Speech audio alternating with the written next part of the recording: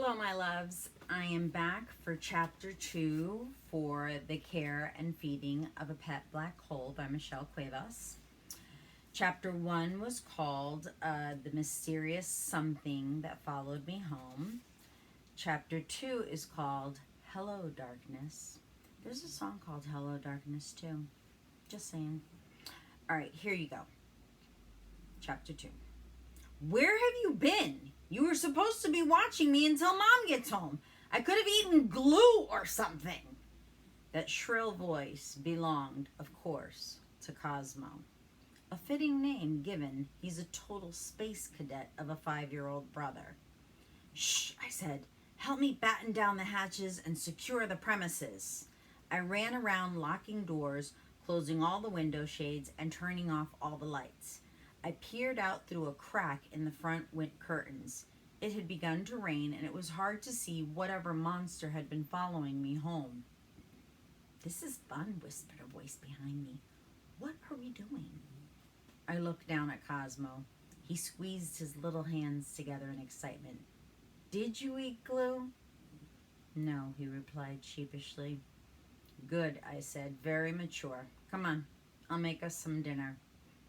After fear-flavored grilled cheese sandwiches and a tomato soup eaten in almost dark, I told Cosmo I was going to do my homework. But really, I just needed some alone time to think. I put on my fuzzy blue robe with the stars on it and stared out my bedroom window on the second floor, trying to get a better view of the front yard. I tried using my telescope, but it just made me sad. Extra sad. Sadder than my lingering everyday fog. It had been our father-daughter thing, just you and me. But now you're gone, and there are monsters in the yard, and everything is wrong. I sat slumped with my chin on the windowsill. A raindrop slid down the glass like a tiny shooting star. I wish, I said, closing my eyes, that I could make everything awful just disappear. When I opened my eyes, I caught a glimpse of something outside, just for a moment before it darted into a cardboard box near the trash cans on the curb. Huh? I asked. I used my hand to clear the fog from the glass. Yes, there was definitely something in the box. Something small and dark and shivering. A kitten, I thought, trying to convince myself that I had seen a flash of whiskers and a flick of a tail. Armed with rain boots and a flashlight, I made my way outside. Luckily, Cosmo had gone to his room and wasn't around to bug me. It's just a stray cat or dog, I said to myself as I crept across the yard and through the room. Here, kitty, kitty, I said as I got closer. Please don't be a skunky. There's a little illustration of the box, and you see the eyes. I moved slowly and carefully, trying to see the critter. But when my flashlight lit up the inside of the box, what I saw was not a kitten or a pup. It wasn't even a skunk. What it was darkness. I stumbled back away from the box, tripped on the curb, and dropped the flashlight. When I finally retrieved it, my hands were shaking as I aimed it back at what I thought I had seen. The thing inside was gone. I flailed the light around wildly and found the creature creeping closer and closer towards me. It didn't seem to have arms or legs. It was just a blob of darkness, no bigger than a rabbit, but not regular darkness, no. This was dark like the dark inside an old closed book. Except with 2 eyes.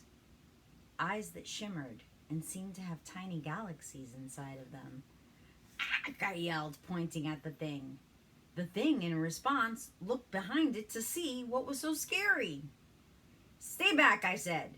But every time I took a step away, the creature crept a little closer to me. In fact, from the way it moved and the look in its eyes, I got the craziest feeling. I think it wants me to pet it. But I'm not insane. Instead, I threw my flashlight at it, hoping it would run away. To my shock, though, The flashlight didn't hit the creature. It just disappeared completely inside the thing. The flashlight was there one moment and gone the next, absorbed without a trace. What in the world, I asked? And then, in the dim glow of the street lamp, the creature gave a very unceremonious, light-filled burp. That's the end of chapter 2. Shall we go on? Chapter 3. Things I know about the thing. You're probably wondering what I did after the creature from the cardboard box swallowed my flashlight, aren't you? Did I run, call the National Guard, faint? Well, I did what I thought you would do. I invited it inside, out of the rain. So this is my room, I explained. It's small, but it's home. I hadn't yet touched the creature. Once I started walking backward toward the house, it just sort of followed me. It didn't seem dangerous, but then again, how would I know? Maybe it was lulling me into a sense of security with those big needy eyes and was going to devour me at any minute. The thing had started swallowing stuff in my room. Nothing important, just dust bunnies and some of Cosmo's unidentifiable works of art that he'd drawn for me. I dumped out a jar of pennies and scattered them around, hoping that would keep the thing busy while I made a list. Here's the list. Things I know about the thing. Very, very dark. No hands or legs, just a blob. Has eyes, I think. The eyes look like little galaxies. Swallows, absorbs, scratches that out. Disappears anything it wants. Likes to eat flashlights, dust, poorly executed artwork, pennies. Docile, in parentheses, so far. Seems to want to be touched, question mark, question mark, question mark. My first thought was alien. It's an extraterrestrial that escaped from NASA and followed me home.